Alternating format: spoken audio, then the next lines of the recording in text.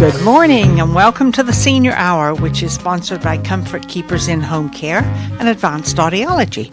I'm Barbara Cochran with my co-host, Dr. Jean Dorio. On your hometown station, KHTS. This is a show for, about, and by seniors, giving information to enhance one's quality of life. And our very, very special guest this morning is none other than Dr. Thomas Polucki. Good morning. Jingle bells, yay. Jingle bells. Happy holidays. Merry You too, Christmas thank you. and a Happy New Year and all that kind of stuff. So the first question I asked when you came in this morning was, are you still doing the Los Angeles tour, the walking tours?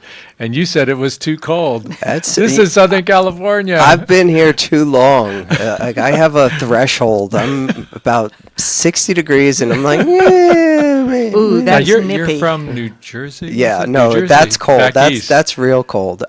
One of my first jobs I worked at a gas station, and it was right on a river, and there was this brutal cold chill. that came through. We literally, this was before credit cards really took hold, so pretty much everything was cash. So we had to keep the tips of our fingers, we could wear fingerless gloves, but we had to keep the tips of our fingers out in the open in order to make change and stuff. That's true. So I am not kidding about this. We had to stick our fingers up people's tailpipes to thaw them out every 10 cars. It was so brutally cold. And I look back and I don't know how I did it. I mean, I guess you just become accustomed to it at some point and you're okay with that. But yeah, if it gets in the 50s here, I'm like, ooh, yeah, no. Did you ever get a dime stuck to your finger, frozen to your finger? No.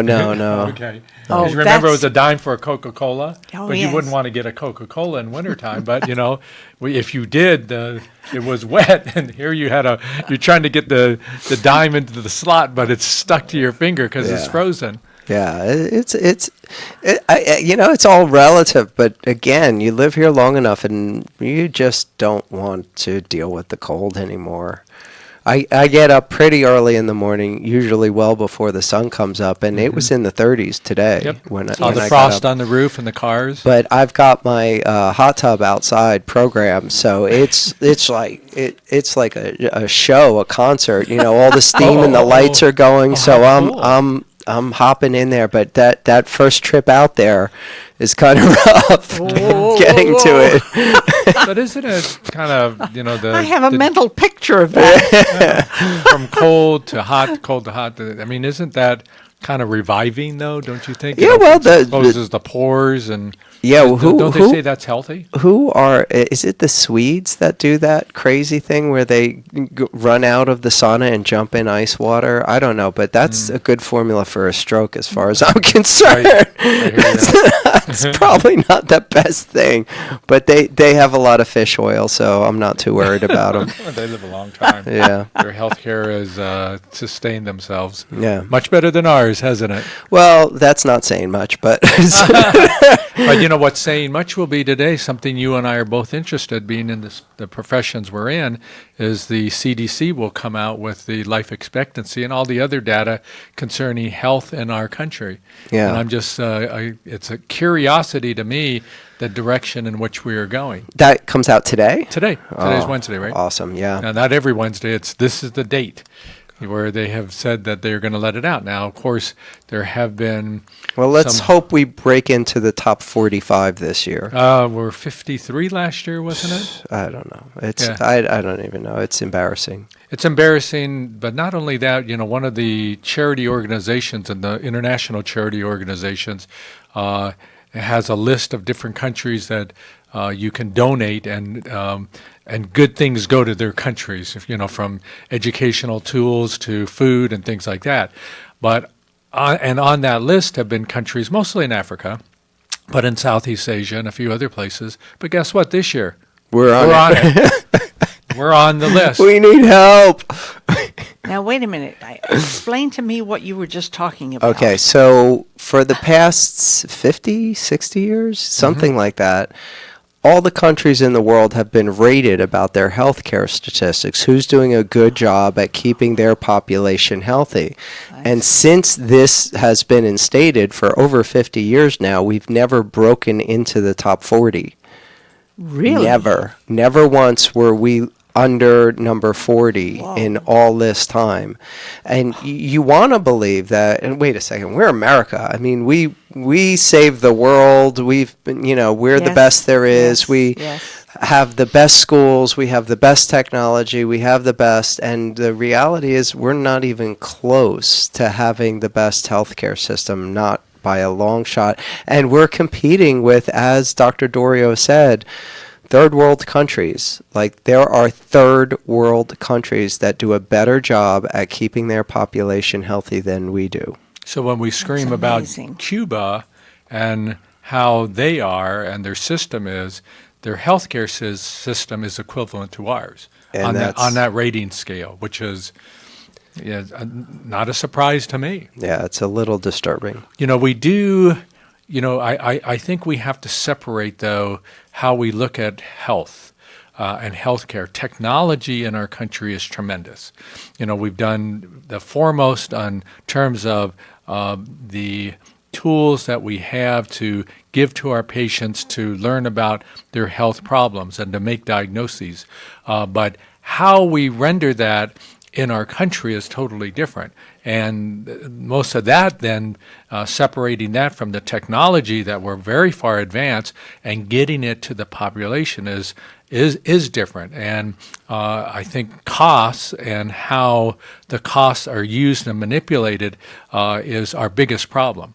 When it comes to insurance, deductibles, Medicare, Medi-Cal, we're not getting it to the people. And why we aren't, that's the big question. How we will, for 2018, figure out a better way of achieving good health care for the American people.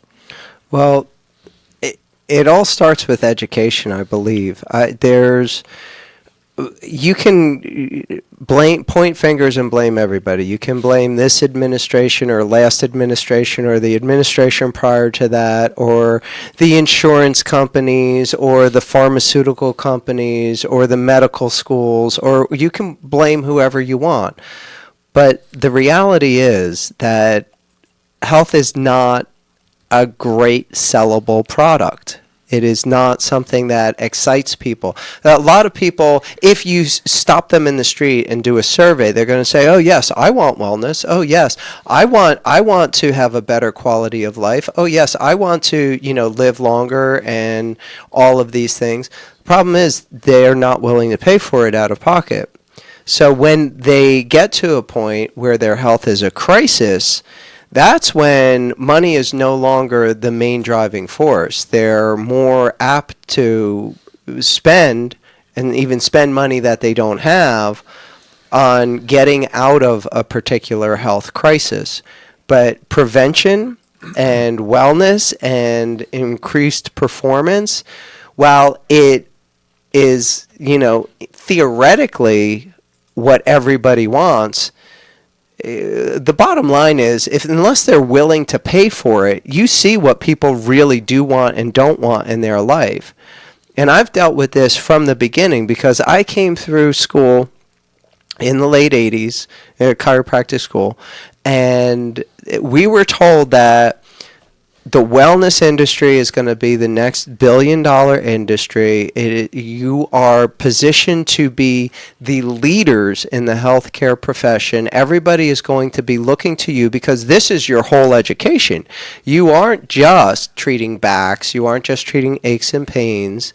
They can take drugs for that if that's what they're... You have answers. You have functional approaches to restore health, to get people improve their performance and keep them living longer without needing drugs or surgery. You are perfectly positioned.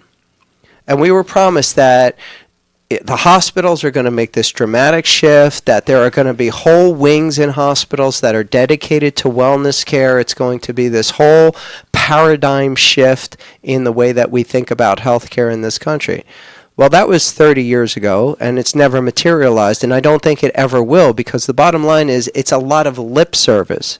People like the idea of wellness. People like the idea of health. People like the idea of prevention. But when it comes down to, skin in the game, most people wait until they're in a crisis to deal with their health. Nowadays, though, what determines sometimes whether someone will seek help is the cost, the cost they might incur, the hidden costs they might incur through their deductibles, their denial from insurance companies, the cost of their medicines that might be prescribed to assist them in the illness they might have. So a lot of people, instead of just saying, I just don't want to do it, nowadays go, I don't think I'll do it because it's going to cost me too much money. Right. This is, again, a no-brainer if we just change, but people don't want to change. People don't want anything to change. And it's not a matter of,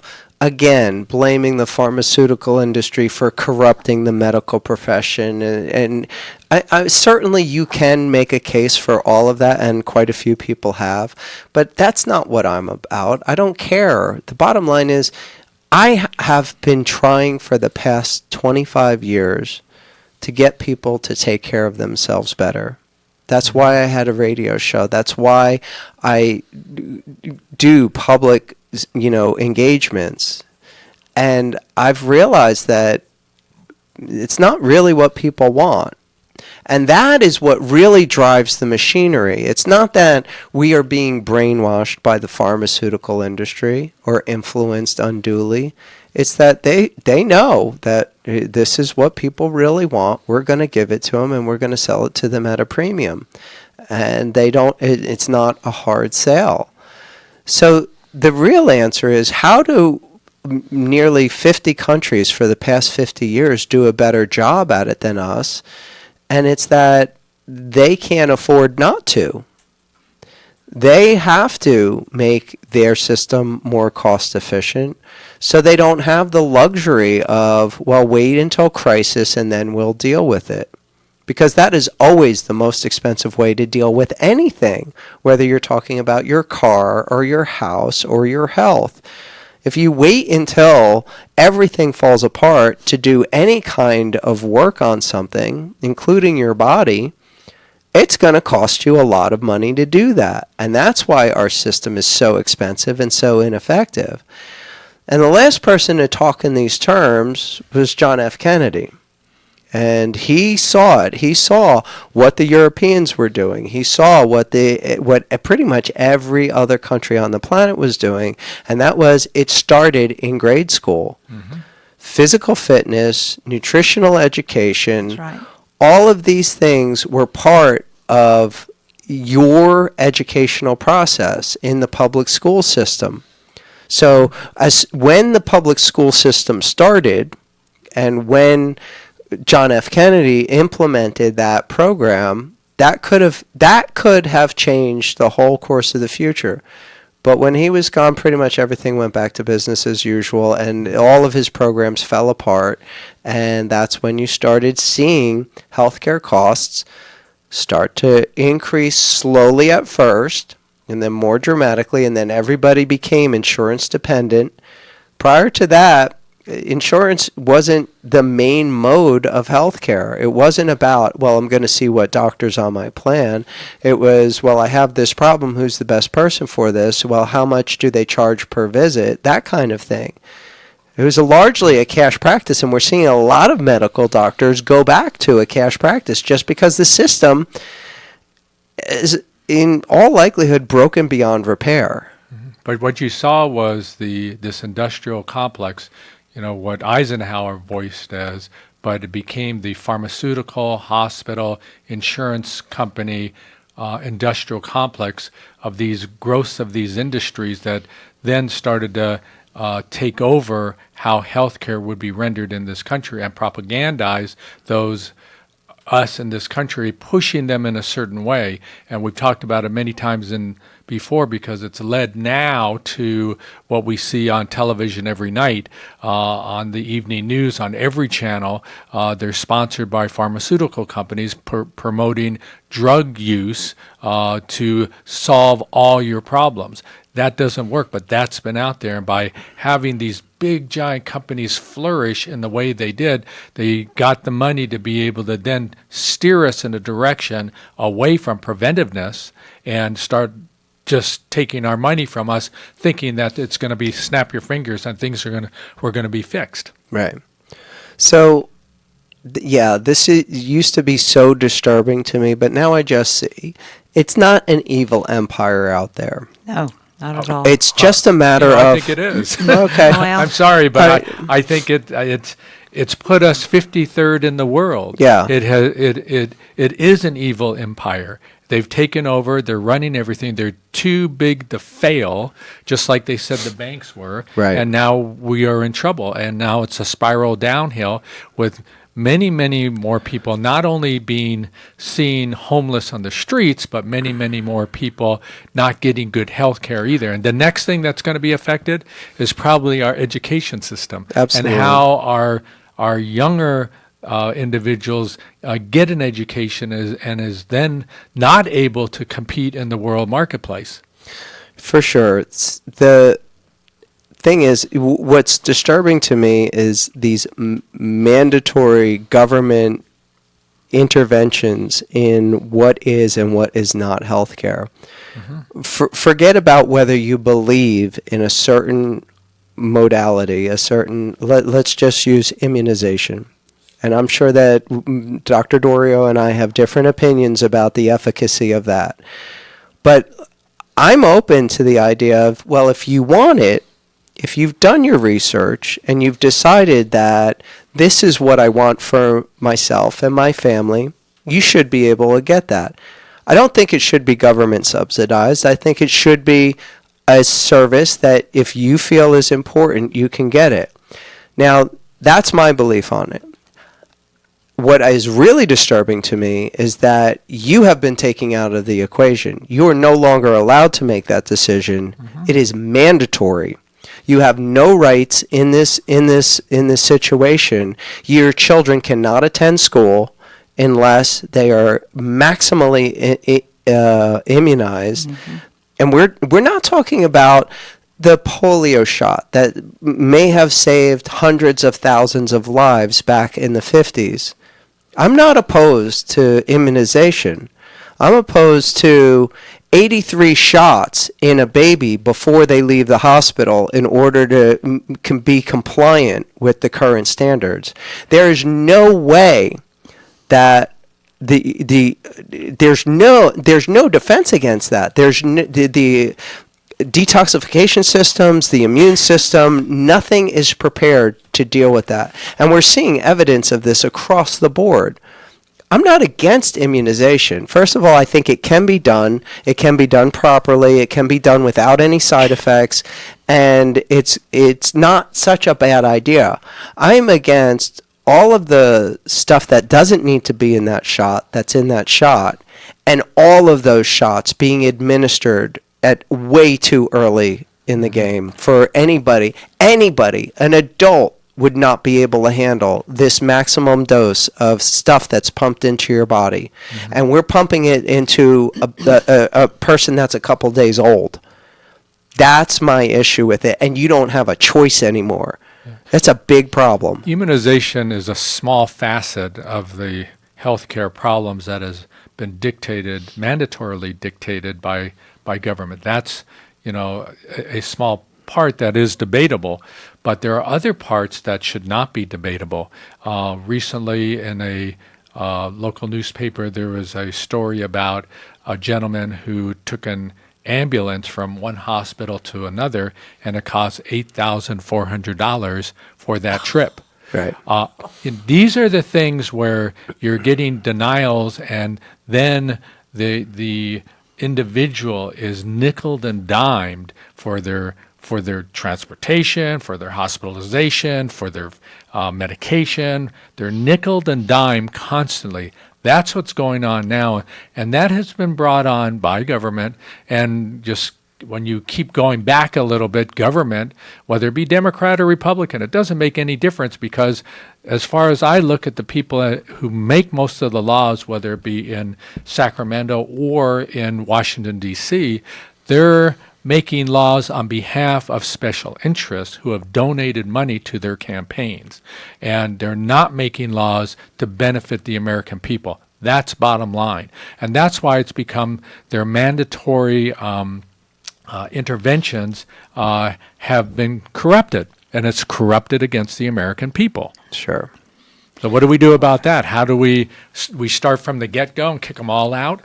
That doesn't sound like a bad idea, but I don't think it's going to happen. I don't think it's going to happen. How do you find those people who might run, who are going to be a middle of the road, maybe an independent who just says, I'm not going to lockstep with the Republicans, I'm not going to lockstep with the Democrats, I'm going to go there with an open mind, and I'm going to make laws for the American people and not make it because somebody has donated to me. How do we do that? How do we find them? Well, I think, again, the reason that we haven't broken into the top 40 in 50 years is because the people who have couldn't afford to do it any other way. We haven't hit that point yet. I think as long as the machinery is being lubricated by the money that is out there, there's no stopping the machinery. As soon as that money stops flowing into this system, then you'll start seeing some changes. Then you'll start seeing better efficacy in keeping our population healthy. And the question has to be, how do we do that? Well, Thomas, how do we? I don't think we have to do anything. I think this is a bank breaker for the United States population. I think healthcare is going to bankrupt this country, and once that happens, then you'll start seeing change. And I don't really expect it to happen any other way, because there's just too much money to be made out there. People will suffer. With that, people will die. Of course, they're dying now, and most of them will be poor. A lot of them will be seniors. Some of them will be family members. And I think that going that route and thinking that we have to wait till that happens, I think you could be right with that. I think there's a high possibility, because there was a vote just recently, not in Alabama, but another state, Virginia, I think it was, and one person won and one person lost by one vote. And only 40% of the population really voted. That's not participation in a system that relies on democracy to be able to survive. Well, we need to take a break, and we'll come back in a few minutes and speak more with Dr. Polucki. I'm Barbara Cochran with my co-host, Dr. Jean Dorio, on your hometown station, KHTS. Mission Valley Bank puts the community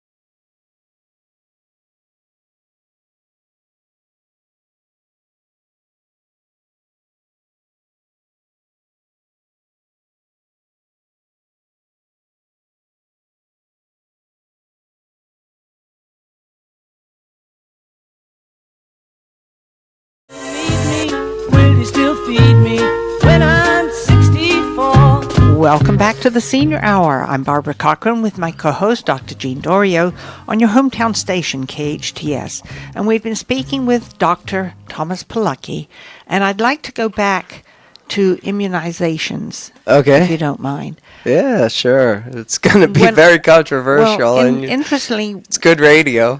when I was... Get a lot of hate mail on this. Well, I don't know. Hate or love. I never had any of those. I only get hate mail.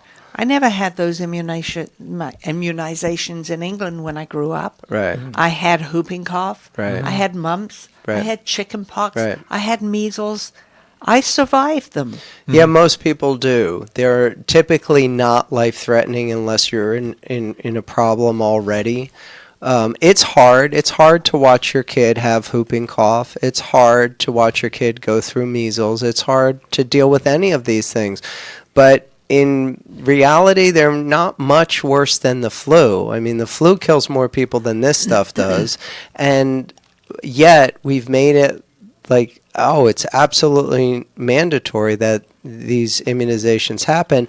And the fallacy is, okay, so there is some I'm not anti-vax. I'm not one of those anti-vaxxer persons. I want to make that clear. I am very civil liberties, though. When your rights are taken away from you, when you are forced to pump 83 shots into your child before they can leave the hospital, there's something very wrong with that, because there's very little recourse about any damages that happen to your child. And you are going to spend the rest of your life in courtrooms trying to make some kind of sense of your life once your child is damaged by this. It's not an automated system. Oh, well, we cause permanent neurological and immunological problems in your child. We're just going to take care of them for the rest of their lives and, compensate you for all of your damages. No, it doesn't work like that. No. Now you have to go and fight. And that is wrong. That's absolutely wrong. And I'm sorry, that's not what I wanted to come here and talk about today, but this is kind of an important thing to deal with, and it's going to upset a lot of people because they're going to quote me as being one of those crazy anti-vaxxers, and what's wrong with, he's not even a real doctor, he's a chiropractor, and he thinks he knows about this stuff. And, I don't care. I don't care. It's when the government takes control of your children. We've seen it in Eastern Bloc nations. Horrible things happen. Horrible things happen. There is a whole generation of children that are non-functional, and we're doing it here. I don't understand why, because as a child, I had all of those diseases. I'm still here. Right. Mm-hmm. And in relatively good health for my age. You had whooping cough. I had, Didn't die from it. But You had measles. You didn't die from it. Whooping cough is the one. We all had it, and I got vaccinated for some of those, very few, but still here. Absolutely. And I remember whooping cough. Oh, my goodness. It was very painful. And I remember the doctor coming to the house. Mm-hmm. And he was an Indian doctor. He was from India. Dr. Lobo. Dr. Lobo. Mm-hmm. Good friend of mine. I remember him. Yeah, good friend House of yours. call friend. But he was. He was a doctor who went to school in India, got his medical degree, and he was incredible. Mm-hmm. But he took good care of me, and as he did my whole family back then, my mom and dad and my brother and me. What about the possibility, though, that once again I turn around and I look at the pharmaceutical companies and the power that they have and the legislation that they put through, that it goes from, I think we got 2 shots in the oral polio vaccine, and now it's 83 shots. What is the possibility that all of this is stemming from greed, from making money, pushing it through legislation. Oh, you have to have this. The CDC says it works, and the FDA Well, the says it's CDC okay. owns most of the patents on most of these vaccines, so there it they is. have It's money, isn't it? Yeah, Isn't it? Yeah. Is it not the problem that we have that here government is coming in and it's a major conflict of issues. making things mandatory, immunizations, but they're making it so because of they're benefiting financially from it. Isn't that the crux of what is going on in our country? Yeah, absolutely. So that's why I look at it and say, yeah, we can have debate on it, and you're right. Did we overdo on this? Huge possibility. And when we look back as we, sail down that into the abyss, we'll look back and say, it's a shame. It's a shame that we were convinced that these were okay, but the politicians... I was never convinced that this was okay. The politicians were. And I don't think they were either. They were just paid. No, they were getting money. They were just paid. That's it. They're getting paid off to put the legislation through, and then we're all faced with this debate, and especially our children with the exposure. So, and you can apply that across the board, and this is senior hour, so we can look at so many things that are going on with the seniors right now. Not only the gentleman with an $8,400 ambulance bill, but other things that are going on too that are affecting our seniors in a negative way, and really ending up putting them out on the street. I mean, we're seeing more and more homeless. Does anyone out there really believe that it's going to get better? This is a time where in the 1930s we had a depression, an economic depression. People were in what they called soup lines, remember? Mm-hmm. And they were homeless as well. But we're not in an economic depression, and we are having the highest number of homeless we've ever seen. So if we do have an economic depression, what's going to happen then? There's going to be even more. Where's the end of that? It's not going to happen. There's no horizon to that yet. Why is that happening? Is it an education problem? Is it a problem with the industrial complexes that we've talked about? Is it the corruption? I blame the government? Kardashians. And that could be so too. But the fact is, we make light of it, but the fact is that kind of media that takes away our thought process of what we need is what is right and what is wrong.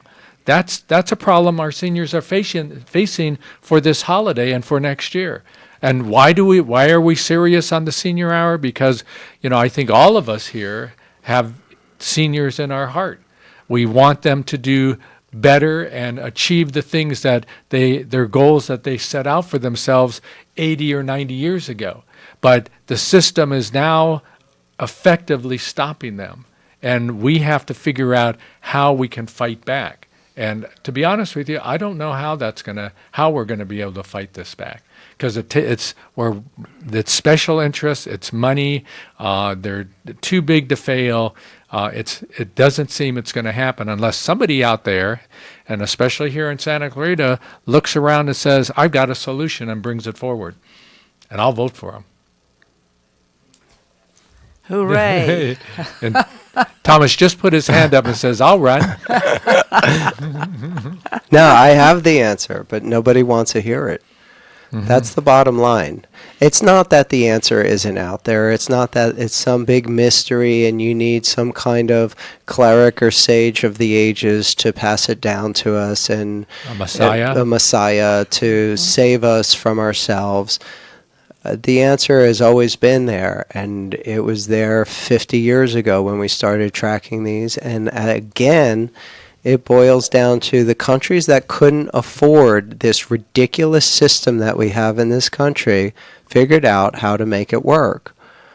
And it's got nothing to do with 83 immunizations before a baby can leave the hospital. It's got nothing to do with there is a pill for every problem under the sun. Forget about nutrition. Forget about exercise. Forget about diet. Forget about spirituality. It's all about entertainment value. And there is no real health issue out there unless it's an emergency crisis. All of these things are why we have the problem that we have right now. When you throw out a concept like prevention in this society right now, people think that, oh, yeah, I get my flu shot. That's prevention. And I'm like, no, I don't even want to get into all of that. Again, Dr. Dorio and I are probably going to come from different sides on this, but the statistics don't lie. You're more likely to get the flu if you've had the flu shot for the past 3 years than if you've never gotten it ever once. That's a hard scientific fact, and that's not debatable. That's not negotiable. And then it goes into the preparation of the flu shot, how they have to guess about what kind of virus is going to be circulating in the next season in some pig and chicken farm in China a year ago, and then go into manufacture on this, and then promote it, and then get it passed through all the government agencies so that they make sure that they're going to make their money back before they even sell one shot. And then that is supposed to protect the population from it. And if you're admitted to the hospital any time during flu season, they think they're doing you a favor by administering a flu shot, whether it has been proving effective or not. Well, you know what's interesting?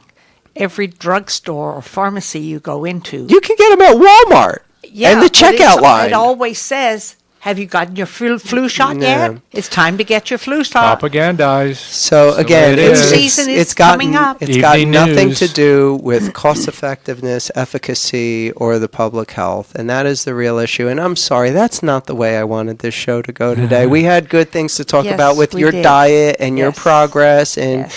living pain-free even after a major car accident and all of that. That's really what I wanted a show of hope to end the new year, to end this year. Well, we still have some time We still to do have it. 5 minutes, so Okay, let's. and I can roll certainly into speak that. to that. Okay. I'm Barbara Cochran with my co-host, Dr. Jean Dorio, on your hometown station, KHTS. It isn't often when we see a company launch in Santa Clarita.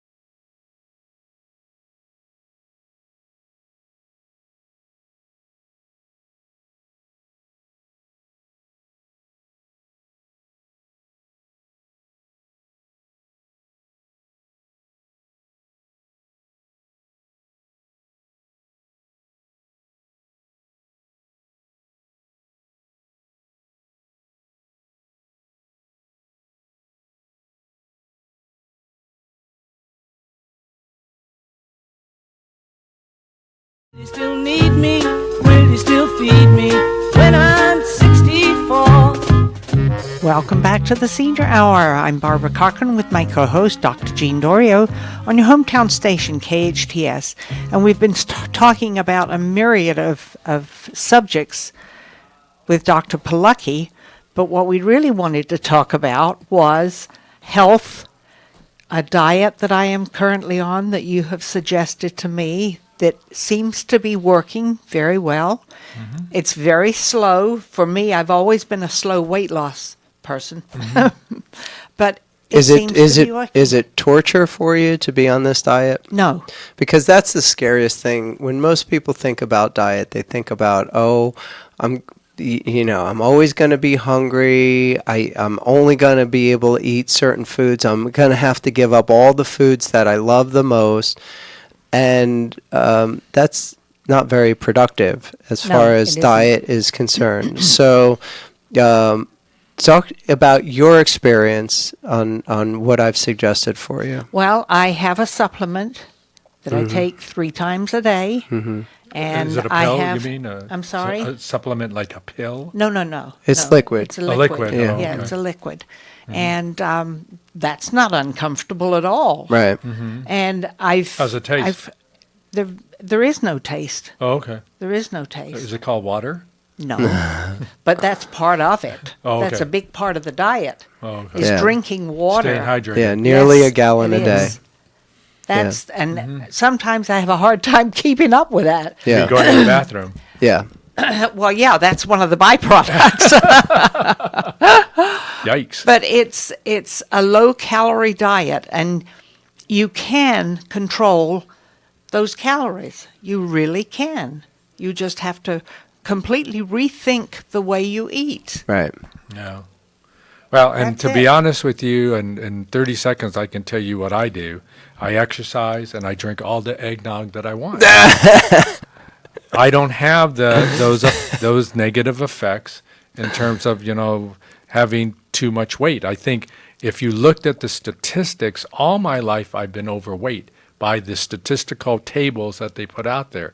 But I am, if you look at me, I don't look overweight, but statistically I am. Fact is, I exercise, and that's done it for me my whole life. Okay, Well, I'm going it's to break in and just brag on this program that you're on, because we're doing it at the same time. Yes. I always am my guinea pig for any program. You just happen to be in the pilot group for this program.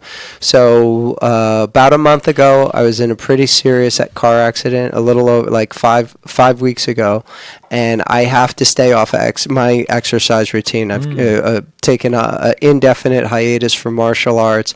I don't do any weight training. The only thing I do is walk. Mm-hmm. So about a week later, I decided that if I'm not going to be able to exercise, I'm going to have to get some kind of control over my calories, or it's not going to be good for me. So in the same period where I walk in the morning with my dogs, that's the only exercise I've had in the past 5 weeks now. Mm-hmm. On this diet, I am now at high school weight. Wow, for the first time since high school. In 35 years, I have not seen the other side of 160, and I'm there now. So, and we still have 2 weeks left, or 3 weeks left in the program, 2 or 3. Two weeks left in the program. So I have the potential of losing as much as another 7-8 pounds on this program. Wow. And then just putting that back with muscle after the program's over. Very good. Well, keep that up, and keep it up through the holidays and through the new year. I think that's worthy. It helps your mind, it helps your body, helps you keep going, helps you come back in the show and have these discussions about where we are heading for 2018. Dr. Polucki, thank you again for being on. Thank you. It's always a pleasure. On the show again. We are sponsored by Advanced Audiology and Comfort Keepers in Home Care. Listen to us next week on the Senior Hour. Now go and enhance your quality of life, and Merry Christmas. Okay.